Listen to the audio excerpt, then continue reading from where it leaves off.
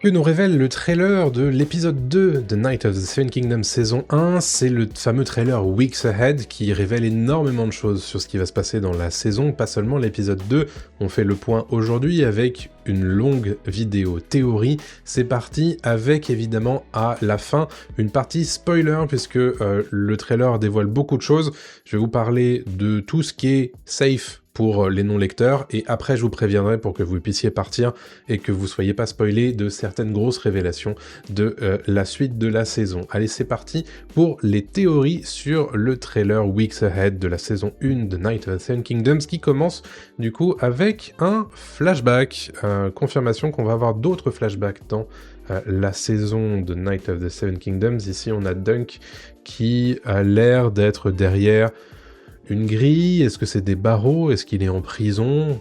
Impossible à dire, on confirme cependant qu'il se trouve dans une ville assez grande, probablement Port-Réal, comme on le sait dans l'épisode 1, il a vécu à Port-Réal quand il était seul et enfant sans Arlan, à Cupucier pour être très précis. Vous notez qu'il est à gauche ici dans le plan, dans ce plan vu du dessus, et à droite il y a quelqu'un, une jeune fille qui est en train de parler en fait. C'est donc son ami Rafe qu'on apprendra à connaître un petit peu plus tard. Ici à nouveau un plan vu du dessus, cette fois c'est Duncan, toujours jeune dans un flashback, qui est proche d'un cadavre d'un cheval, d'un destrier, et d'un homme qui est sans doute mort en dessous de son cheval. Vous voyez des cadavres d'hommes qui ont été tués par des flèches brisées par terre, etc. La bannière des Lannister qui est en haut à gauche ici de l'écran, visiblement on est du coup sur un théâtre d'opération d'une bataille qui a eu lieu non loin, on imagine, de Port-Réal, et Duncan qui est ici en train d'essayer de récupérer ce qu'il peut et qui pourra essayer de revendre par la suite. Ici on voit qu'il est en train de déchausser un fer à cheval sur le cadavre, sans doute du coup pour vendre son fer un petit peu plus tard. Vous le voyez ici, il a le visage caché par un espèce de petit foulard. Et donc confirmation qu'effectivement cette bataille a eu lieu non loin de Port-Réal, puisque en haut à gauche de l'écran, dans l'arrière-plan, on voit le donjon rouge de Port-Réal, King's Landing, qui est donc ici au fond de l'écran, et donc cette bataille, alors on a vu effectivement un faillon Lannister, on voit aussi ici un étendard mais qu'on ne reconnaît pas, et pas mal de monde en fait qui ont été tués, effectivement, des volées de flèches a priori qui ont été meurtrières. Difficile à dire quelle est cette bataille, on imagine cependant que elle se situe pas très loin de 209 après Conquête, qui est donc le moment où se déroule la saison. On le rappelle, le tournoi de Sandreguet, on sait qu'il a lieu en 209, on sait du coup que cette bataille elle a lieu un petit peu avant, probablement une dizaine d'années, voire un tout petit peu plus, et on imagine du coup que ce serait probablement la bataille de l'Herbe Rouge, puisque c'est la bataille de l'Herbe Rouge qui met fin à la première rébellion Feu Noir, dont on parlera prochainement sur la chaîne dans une vidéo lore. Donc on imagine que du coup ça, c'est les conséquences de la bataille de l'Herbe Rouge, et donc c'est une invention de la série que de mettre Duncan à cet endroit-là, en tant que pilleur de cadavres. On a Rafe ici du coup, l'ami de Duncan, quand il vit à Cupucier, qui est en train de lui dire que cette ville est trop petite pour nous, Dunk, donc elle est vraisemblablement en train de l'encourager à quitter la ville. Elle dit que je n'ai jamais rien obtenu en attendant gentiment que ça se passe. Si tu veux une famille, il faut que tu sortes et que tu t'en trouves une toi-même. Donc on le rappelle, Duncan est orphelin, et visiblement il n'a pas le même point de vue que Rafe sur le fait de rester à Port-Réal ou non. Elle veut partir et pas lui. Si tout ça t'intéresse, sache que sur la chaîne je vais proposer 3 vidéos et 1 live par semaine tout au long de la diffusion, alors n'oublie pas de t'abonner pour profiter à fond de la série. Ici on voit Duncan avec ce qui semble être un petit casque qui a l'air d'être plus ou moins à sa taille, donc vraisemblablement ici il a déjà rencontré Arlan de l'Arbre Sous, et le plan qui suit est tout à fait lié à celui-ci, puisque voilà, on voit Duncan qui va chausser son home lors du tournoi de Sandroguet. Vous voyez du coup, voilà, le rappel entre les deux plans est évidemment très net. On le voit du coup chausser de ce plan qu'on a déjà vu de nombreuses fois dans les trailers précédents. Ici du coup, très vraisemblablement vers la fin de la saison. On voit ici à nouveau un plan de Port-Réal. Cette fois, on a Arlan de l'Arbre-Sous avec ses 3 chevaux. Il est en train de monter pied de biche. Il a l'air de quitter la ville seul. Vous noterez du coup, évidemment, qu'on est sur un très joli plan d'effets spéciaux avec Port-Réal en arrière-plan et quelques bateaux tout autour de la baie. Arlan qui est en train de s'entraîner à l'épée, donc confirmation qu'on va avoir évidemment d'autres flashbacks avec Sir Arlan, ce qui est plutôt cool puisque dans l'épisode 1 on en avait eu pas assez, je trouve. Ici on a Duncan qui est en train de discuter avec Baylor, on reconnaît sa voix qui lui dit Sir Arlan, on reconnaît la voix on reconnaît surtout la séquence avec Baylor. Il est en train de parler à Duncan, et Duncan lui dit que Sir Arlan lui a appris le maniement de l'épée et du bouclier à l'écart des châteaux et des serviteurs. Un petit peu après, on a du coup cette scène avec Lionel Baratheon, qu'on reconnaît ici, complètement torché évidemment, et torse nu, et derrière lui, Manfred Dondarrion. Ils sont tous les deux en train de chanter dans ce qui semble être une fête. Et alors, cette fois, elle n'a pas lieu sous la tente de Lionel Baratheon, mais ça a l'air d'être une... Et je crois d'ailleurs que l'homme à gauche qui a la main levée, c'est Stéphane Fossova, j'ai l'impression. On note en tout cas que Duncan et Huff sont tous les deux au même endroit, hein. On reconnaît du coup les tentures derrière eux. L'épée de Sir Arlan avec son fameux sou par-dessus, et Duncan qui a l'air complètement perdu, ici, le visage fermé. Il est en train de parler à Huff ici dans cette séquence, il dit « Quelqu'un se souviendra de lui », donc on imagine qu'il parle d'Arlan. Et pour rappel, évidemment, là, il est un peu coincé parce qu'il a besoin que les différents seigneurs ou chevaliers sur place se souviennent de Sir Arlan pour qu'il valide son inscription au tournoi. Ici, il est en train de parler à quelqu'un, on reconnaît la rose des Tyrell à gauche sur le plastron du serviteur à gauche, mais aussi on la devine sous le tablier de cet homme, qu'on imagine du coup être Léo Tyrell, le suzerain du Bief, Léo Lépine pour les intimes. Voilà, et donc Duncan est en train de lui dire « Il a toujours parlé de son temps auprès de vous comme de sa meilleure période ». Et Léo Tyrell lui répond « Mais je le connais pas ». Donc ça a l'air d'être mal embarqué pour Duncan. Ici, dans cette petite scène, on a Huff qui dit « C'est indigne, sœur », on ne sait pas exactement de quoi il parle. Notez la bannière Baratheon à gauche de l'écran. Ici, on a Tancel qui a l'air d'être sur un marché, tout comme Duncan, qui est en train de mimer du coup une oie au marchand qui a l'air de pas comprendre, qui veut juste un œuf et pas... qui veut juste des œufs d'oie et pas l'oie en tant que tel. Là, on a du coup Duncan qui montre ses œufs d'oie à Tancel, qui a l'air un petit peu amusé. À nouveau une scène avec Tancel où Duncan lui dit « Vous devez me prendre pour un fou » et Tancel qui lui dit « Tous les hommes sont fous et tous les hommes sont chevaliers ». Chose évidemment intéressante. Lionel qui vient chercher Duncan qui lui dit « Chevalier errant, vas-tu entendre mon appel aux armes ?» Et en fait on se rend compte qu'il a besoin de lui pour... du tir à la corde, et évidemment avec le concours de Huff qu'on voit ici, et de Duncan, le tir à la corde va être remporté haut la main, bien entendu. Ici à nouveau Tancel, tous les hommes sont fous et tous les hommes sont chevaliers. On a Egg qui se moque de lui, qui dit vraisemblablement qui se moque un petit peu du flirt gentil qui se déroule entre Tancel et Duncan. Et Duncan qui lui dit mais tais-toi. Donc là on retrouve évidemment cette espèce de dynamique de grand frère, petit frère dans cette séquence.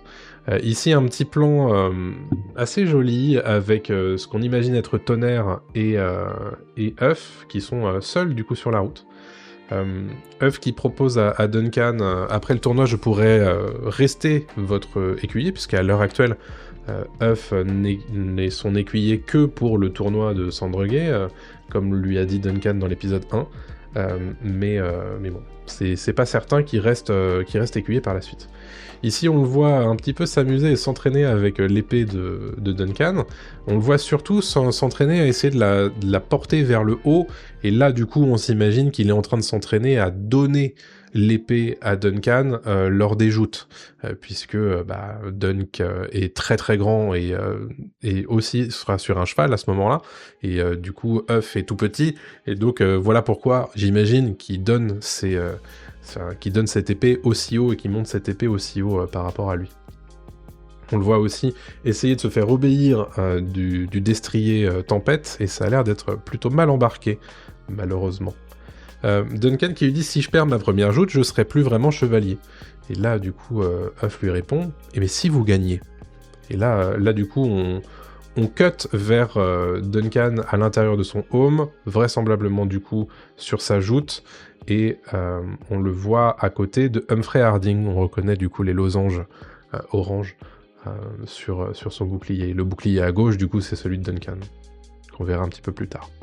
Voilà, on insiste pas mal sur le chaos de cette joute, le fait ici qu'on est face à Aerion, plan qu'on a déjà vu plusieurs fois dans les précédents trailers. Ici, un plan sympathique avec Duncan qui est prêt avec sa lance de tournoi sur Tonnerre. Mais vous noterez en tout cas qu'il est pas super prêt, qu'il n'est pas super jovial dans ces séquences. Il a l'air assez inquiet, Duncan. Ici, on le voit en tout cas dans une séquence, on a l'impression que Duncan est en train de regarder Tencel, et Tencel qui a l'air d'être en train d'entrer sous une tente, vraisemblablement celle où a lieu le spectacle de marionnettes. À ce moment-là, on entend Plummer qui dit « Faites attention à votre fierté, Sir Duncan, il y a des princes par ici ». Et avant de passer sur la séquence spoiler, je voulais vous montrer les différentes photos que HBO a proposées autour de l'épisode 2, en amont de sa diffusion. On voit du coup Tencel qui est face à Huff à droite et à Duncan à gauche, et que Duncan est en train de lui montrer son écu. On le voit ici avec le contre-champ, il est très vraisemblablement en train de lui dire qu'il aimerait bien repeindre les armoiries sur son écu. Ici, on a un nouveau plan du spectacle de marionnettes, cette fois du coup avec Tencel, avec de nouveaux habits, et vous noterez l'absence de la grande marionnette de dragon ici, sur cette séquence. Là, on a une autre scène, cette fois de nuit, avec Duncan qui est en train de toucher un home, et face à lui, un forgeron que je vous ai révélé comme étant Crâne d'Acier dans mon guide qui est sorti la semaine dernière. Crâne d'Acier, du forgeron qui est sur place au tournoi de Sandregué, et donc Duncan va bien avoir besoin de ses services. Confirmation à nouveau qu'on va avoir d'autres flashbacks entre Duncan et Sir Arlan, ici, puisqu'on les voit dans cet élément de l'épisode 2 qui a été proposé par HBO. Et enfin, confirmation qu'on va avoir des lys de nuit dans l'épisode 2. On les voit ici, du coup, avec ce chevalier non identifiable. Alors, il a une cape rouge. Est-ce que c'est un Lannister ? Impossible à dire. Mais vous noterez en tout cas que dans la tribune principale, les princes Targaryens sont enfin présents, ce qui confirme, du coup, que l'épisode 2 va effectivement nous permettre de découvrir les princes Targaryens pour la première fois dans cette saison. Ici avec Aerion Targaryen, et à droite, le seigneur Sandregué. Duncan et Huff vont très probablement assister à ces lys de nuit, comme on le voit ici, et Maekar Targaryen sera également de la partie. Ici, on est plutôt à l'intérieur du château de Sandregué, plus que sur les lys. On aura eu aussi une scène entre Baelor Targaryen, qu'on voit ici attablé, avec Plummer derrière lui et le seigneur Sandregué à droite, et encore à droite, quelqu'un d'autre, impossible à déterminer, et donc Duncan qui s'agenouille face au prince héritier et main du roi. Si vous voulez profiter à fond de cette diffusion, rejoignez le serveur Discord où vous trouverez comme moi plein de fans de Westeros et de l'univers de Game of Thrones. Rejoignez-nous, on sera très heureux de vous avoir. Voilà du coup ce que j'avais à dire sans spoiler. On va arriver du coup dans la zone spoiler puisque en réalité le trailer Weeks Ahead est très très très généreux, voire trop généreux en matière de spoiler sur la fin du trailer. Donc si vous n'avez pas lu la nouvelle, je vous encourage à ne pas regarder la suite de cette vidéo puisqu'on va très clairement parler de choses que les lecteurs vont reconnaître et qui vont vous gâcher certaines surprises de la suite de la saison. Donc voilà, on se laisse là-dessus. Merci de laisser un petit commentaire et un petit like et de vous abonner si ce n'est pas encore fait. Et on se retrouve très prochainement pour une nouvelle vidéo. Maintenant qu'on a dit ça, on retourne dans la zone spoiler avec les lecteurs. Et là, du coup, on va pouvoir décortiquer la suite de ce trailer à loisir en parlant de ce qu'il y a du coup dans la nouvelle. On voit ici ce plan de Tencel qui a l'air complètement effrayé avec du coup la marionnette du dragon qui a l'air d'être plus ou moins couchée. Elle est en tout cas beaucoup moins haute que précédemment dans l'épisode 1 et elle a l'air d'avoir fait une bêtise. Pourquoi ? Tout simplement parce que Aerion est face à elle, sous la tente, Aerion Targaryen, avec des gardes Targaryens derrière lui, et évidemment, il n'est pas content. On le voit par la suite briser la main ou un doigt de Tencel. Évidemment, Duncan voit rouge et va lui filer un coup de poing, se jeter sur lui. Il est ensuite saisi par la garde Targaryen et ça va mal se passer pour lui, hein, comme on le sait, puisque vous voyez Aerion, la bouche en sang, qui évidemment n'est pas très content de ce qui vient de se passer. On entend à ce moment-là Baelor lui dire « Il n'est jamais sage de frapper le petit-fils d'un roi ». Donc là, vous voyez Baelor au centre, vous avez Leo Tyrell à gauche, le Lord Sandroguet à gauche, Maekar à droite et Aerion à droite encore. Face à Duncan qui est bien inquiet, hein. C'est normal. On entend ensuite Baelor lui dire « Je n'ai pas d'autre choix, ce sera un jugement par combat, il doit avoir lieu à l'aube ». Donc là, au moins, le trailer ne révèle pas la nature de ce combat, mais bon, ça révèle déjà quand même beaucoup de choses. Je sais pas si vous êtes d'accord sur le contenu de cette saison et sur la suite de cette saison, ce qui est un peu dommage, je trouve. Ensuite, on a Raymoon qui est juste ici à droite, avec à gauche Duncan. Ils sont en train de regarder face à eux des gens qui sont tout en blanc d'ailleurs, sans doute des gardes royaux. Raymoon qui dit ça veut dire hache de guerre et lance de guerre, et Duncan lui répond oui je sais exactement ce que ça veut dire. Ici du coup on a Duncan qui est pas encore en armure, mais on reconnaît le côté un peu brumeux qui accompagne très vraisemblablement cette fameuse joute et ce fameux jugement par combat. On a Lionel face à lui qui lui dit « J'ai toujours su que t'étais un fauteur de troubles ». Et un petit peu après, du coup, on a Duncan qui est sur son cheval avec son armure mais pas encore son casque, et on voit Aerion qui met son propre casque à lui, évidemment très très menaçant, et on l'entend dire « Sors, sors petit chevalier, il est temps que tu rencontres le dragon ». Voilà ce qu'on entend, et donc évidemment le jugement par combat entre guillemets, hein, vous savez ce que ça veut dire, cher lecteur, face à Aerion qui est confirmé dans ce trailer, et un petit peu plus tard on a ce fameux plan qui nous confirme que c'est pas vraiment un jugement par combat en tant que tel, ou alors qui essaie de faire croire aux néophytes aux non-lecteurs que c'est pas la même séquence, mais que ça c'est une simple joute. Bon, vous le savez, c'est effectivement un jugement des 7. Ce plan ici, avec Duncan qui est en train d'être frappé par un prince Targaryen, tout de noir vêtu, mais qui n'est pas Aerion Targaryen, puisqu'on ne reconnaît pas son casque. Ici, c'est vraisemblablement Maekar. L'écu qui est brisé de Duncan, en toute vraisemblance. Duncan qui a une épée fichée dans le genou, carrément. Là, on insiste vraiment sur l'aspect très chaotique et très très violent du combat.